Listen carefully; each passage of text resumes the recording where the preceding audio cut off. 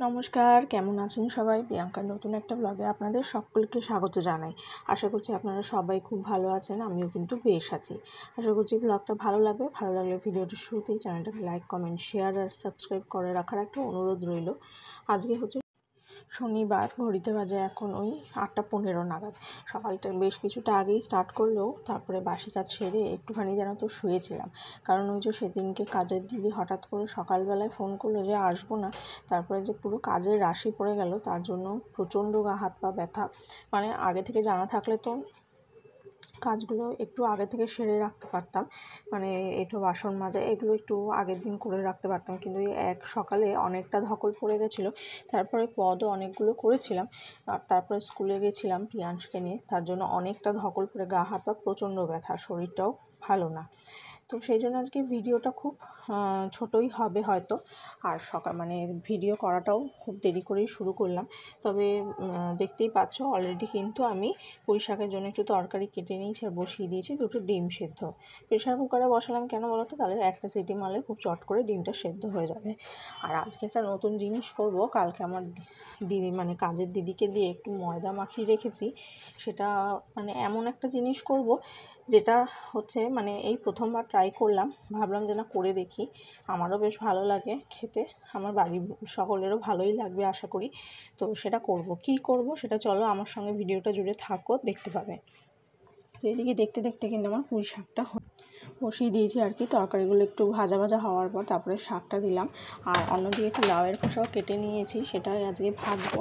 আর করবো একটু ডিমের ঝোল, আর আমাদের জন্য একটু মাছের ওই কাটা মানে মাথার দিকের মাছগুলো রয়েছে সেগুলোই হবে। তো জানলাটা কিন্তু আজকে বেশ দেরি করে খুললাম, কারণ ওই যে বৃষ্টি হয় যখন তখন নেমে পড়ে, কিন্তু আজকে কিন্তু সারাদিন আর যেন তো আলটিমেটলি কোনো বৃষ্টিই হয়নি।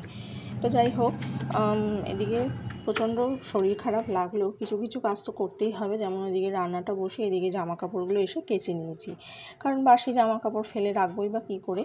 আর তার মধ্যে ছিল প্রিয়াংশের স্কুলের জামা কাপড়, সেইগুলোকেও আর কি ধুয়ে কেচে দিলাম।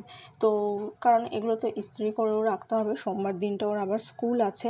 আগে জানো তো যখন মানে ব্যাচেলার ছিলাম তখন এই শরীর খারাপ একটু হলে ভাবতাম বেশ সারাদিন শুয়ে থাকতে পারবো, কিন্তু এখন তো সেটা উপায় নেই, কারণ আমি শুয়ে থাকলে আমার ছেলেটার মুখে কে জল দেবে বলো। সেই জন্য হচ্ছে মানে ও কী করে খাওয়া দাওয়া করবে, বা আমিই বা খাবো কী করে, সেই জন্য আর কি উঠতেই হয় বাধ্য হয়ে। আসল কথা, মানুষের পরিস্থিতি মানুষকে অনেক কিছু শিখিয়ে দেয়, এবং আশেপাশে লোক থাকলেও যখন দেখা যায় তোমার বাচ্চাটির অসুবিধাও হচ্ছে, তা সত্ত্বেও তখন কিন্তু মাকে বাধ্য হয়ে উঠতেই হয়, শত শরীর খারাপ সত্ত্বেও। তো এই যে এখন ময়দাটাকে বেলে নিয়ে এই যে টুকরো টুকরো করে কাটবো, তারপরে কিন্তু এমন একটা জিনিস বানাবো যেটা আমার প্রিয়াংশু খেতে ভালোবাসে, ওর বাবাও খেতে ভালোবাসে, আর আমারও একটু চায়ের সঙ্গে ভালোই লাগবে। তো ওর ঠাকুমাও অবশ্য খাবেন। তো এই যে, কিন্তু আলটিমেটলি জানো তো, আমি একটুখানি চায়ের সঙ্গে খেয়েছি কি খাইনি, সবটাই ওর বাবা মানে ওর এত ভালো লেগেছে যে ওই খেয়ে নিয়েছে। তো আরেকদিন চেষ্টা করব বানাতে। হ্যাঁ, তোমরা ঠিকই ধরেছো, ভাজবো কটা নিমকি। এই যে মাখাটা দেখেই তো বুঝতে পারছো নিশ্চয়ই, জোয়ান একটুখানি নুন এসব দিয়ে ভালো করে তেল, সাদা তেল এসব দিয়ে ময়ম দিয়ে আর কি এটা মাখিয়ে নিয়েছিলাম, মানে কাজের দিদি মাখিয়ে দিয়েছিল। তো সেই জন্য আর কি কটা নিমকি ভেজে নিলাম, চায়ের সঙ্গে তো খুব ভালো লাগে।